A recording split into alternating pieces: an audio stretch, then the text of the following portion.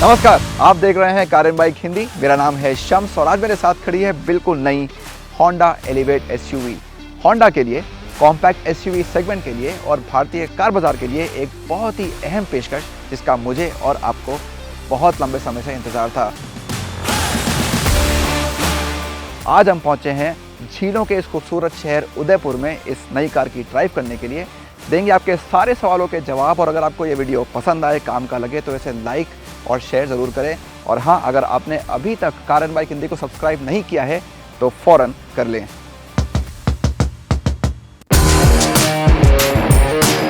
चलिए शुरुआत करते हैं कार के डिज़ाइन से और पहले बात करते हैं इसके चेहरे की।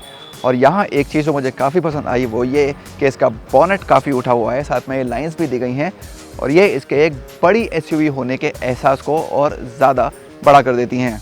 और ऐसा ही कुछ इस ग्रिल के बारे में भी कह सकते हैं, काफ़ी बड़ी है साइज़ में। अगर इसको कंपेयर करते हैं सेगमेंट में बिकने वाली दूसरी एसयूवी के साथ, अच्छा इस्तेमाल है पियानो ब्लैक का, मॉडर्न पैटर्न भी है और बीच में ये बड़ा होंडा का लोगो क्रोम में दिया गया है। और हाँ, अगर होंडा है तो क्रोम स्लैट भी बढ़िया वाला होगा। सिटी में भी देख चुके हैं 3 पीस स्लैट, लेकिन यहाँ डिज़ाइन कुछ अलग है, ज़्यादा मॉडर्न लगता है। और अगर मॉडर्न चीज़ की बात करते हैं तो वो हैं इसकी हेडलैम्प्स। एक ही यूनिट में DRLs और हेडलैम्प्स दोनों हैं, जो कि हम हर कार में नहीं देखते हैं। यहाँ पे होंडा ने डिसाइड किया कि इसको एक ही यूनिट में देना है।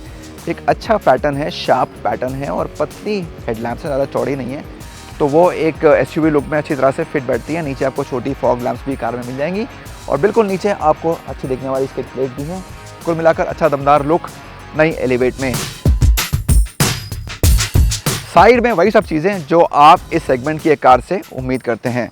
सबसे पहली चीज़, क्लैडिंग के साथ स्क्वायर शेप के व्हील आर्चेस और एक गैप भी मुझे ठीक लगा, बहुत कम नहीं है, बहुत ज़्यादा नहीं है। आर्चेस और व्हील के बीच में यहाँ पे आपको मिलते हैं या 16 इंच या 17 इंच के व्हील्स। ये टॉप मॉडल है, इसमें आपको 17 इंच के व्हील्स मिलते हैं। हालांकि ये कहना होगा कि अलॉय का डिज़ाइन है ये सिटी से काफ़ी सिमिलर है। होंडा एक अलग लुक देने के बारे में इस कार में सोच सकती थी। उसके बाद आप पीछे आते हैं तो यहाँ आपको मिलती है क्लैडिंग, एक और एसयूवी की चीज़। और एक अच्छी बात यह है कि इसमें एक अलग डिज़ाइन पैटर्न दिया गया है, तो बीच में बॉडी कलर है, ऊपर और नीचे बैक क्लैडिंग है, ये मुझे काफ़ी अच्छी लगी। और अगर ऊपर आते हैं तो यहाँ आपको मिलते हैं रूफ रेल्स और यहाँ पे एक क्रोम की लाइन भी दी गई है विंडो लाइन में, साथ में क्रोम डोर हैंडल्स भी हैं। साइज़ की बात करें, बहुत अहम है। अगर इस कार को कंपेयर करते हैं सेगमेंट की सबसे ज़्यादा बिकने वाली कार Hyundai क्रेटा से, उसके मुकाबले व्हील बेस भी ज़्यादा है और लंबाई भी ज़्यादा है, तो साइज़ से तो आपको एलिवेट की कोई शिकायत नहीं होने वाली है।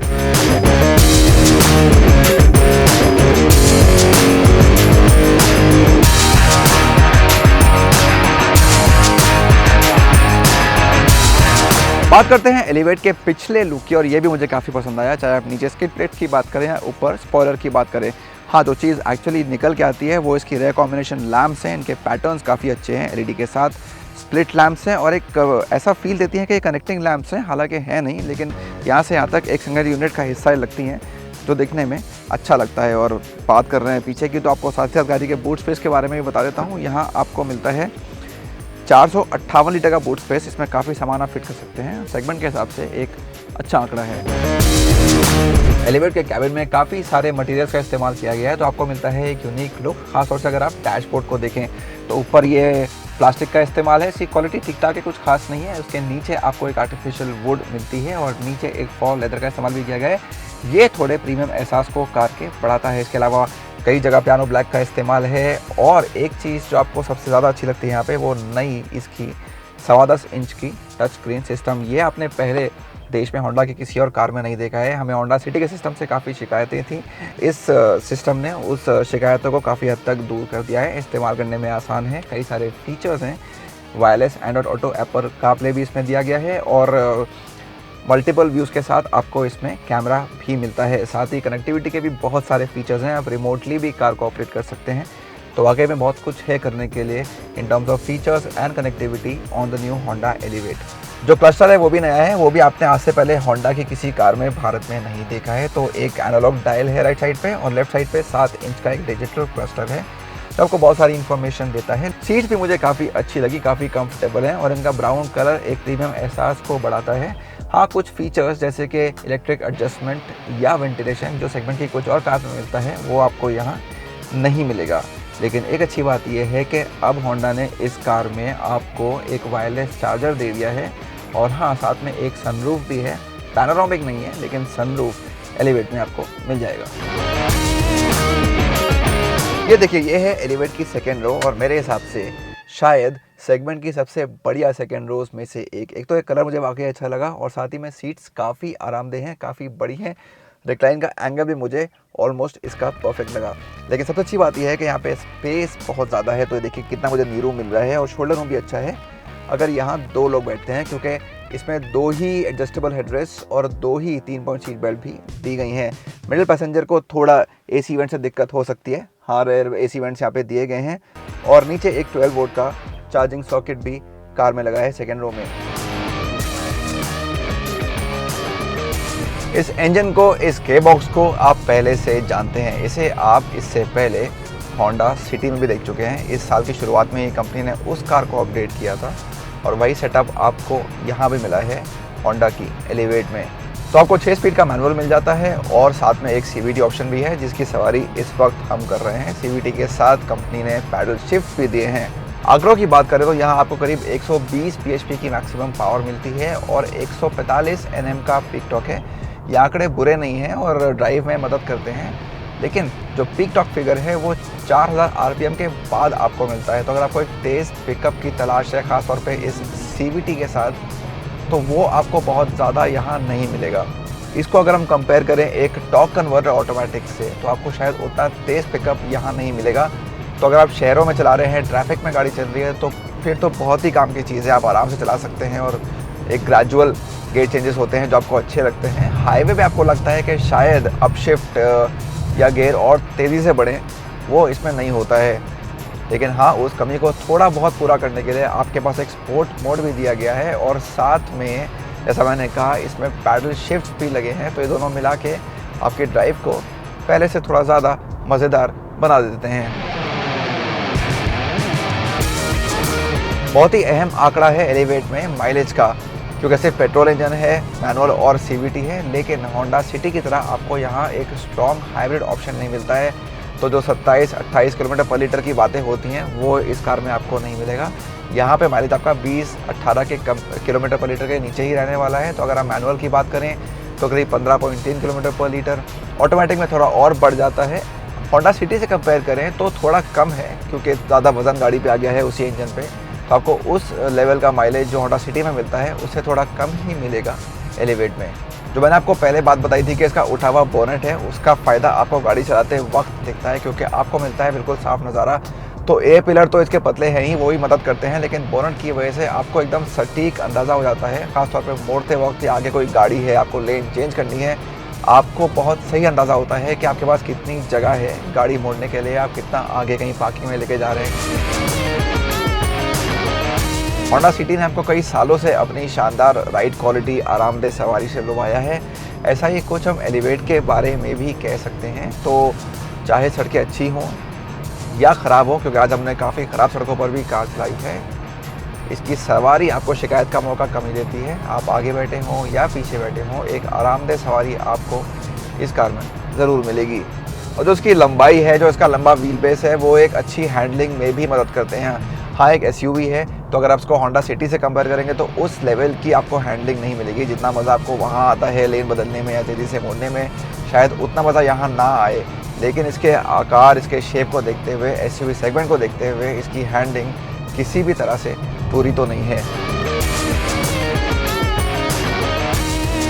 होंडा ने कई तरह से कोशिश करी है कि आपको एक सेफ ड्राइव मिले इस नई SUV में, और उसमें एक अहम चीज़ जो कंपनी ने कार में दे दी है वो है लेवल 2 के ADAS फीचर, जिसको होंडा सेंसिंग नाम से भी जाना जाता है। इसको हम पहले होंडा सिटी में भी देख चुके हैं और अब एलिवेट में भी ये फीचर्स दे दिए गए हैं और बहुत काम के फीचर्स हैं। ख़ास तौर से अगर आप हाईवे पे अपनी ड्राइव कर रहे हो, तो अगर लेन्स क्लियरली मार्क बनी हुई हैं, जैसा कि अभी यहाँ उदयपुर के हाईवे पे बनी हुई हैं, तो गाड़ी आपकी मदद करती है कि आप एक ही लेन में चलें।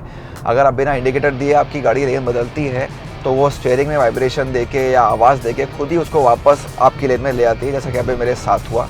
ये बहुत ही काम का फीचर है हाईवे पे। इसके अलावा भी कुछ बहुत अच्छे फीचर्स हैं। सामने कोई ऑब्स्ट्रक्शन अगर आ जाता है, कोई जानवर या कोई आदमी सड़क क्रॉस कर रहा है, तो गाड़ी आपको पहले वार्निंग देती है कि आप ब्रेक लगाइए, और अगर आप नहीं लगाते हैं तो खुद ब्रेक भी लगा देती है।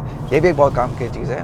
और फिर एक और बढ़िया चीज़ है अडेप्टिव क्रूज़ कंट्रोल। तो आपने क्रूज़ कंट्रोल तो यूज़ किया ही होगा, गाड़ी खुद ही चलती है एक स्पीड को सेट करने के बाद, लेकिन आपको उस पर बार बार ब्रेक भी लगाने पड़ते हैं अगर आपके आगे कोई गाड़ी आ जाए।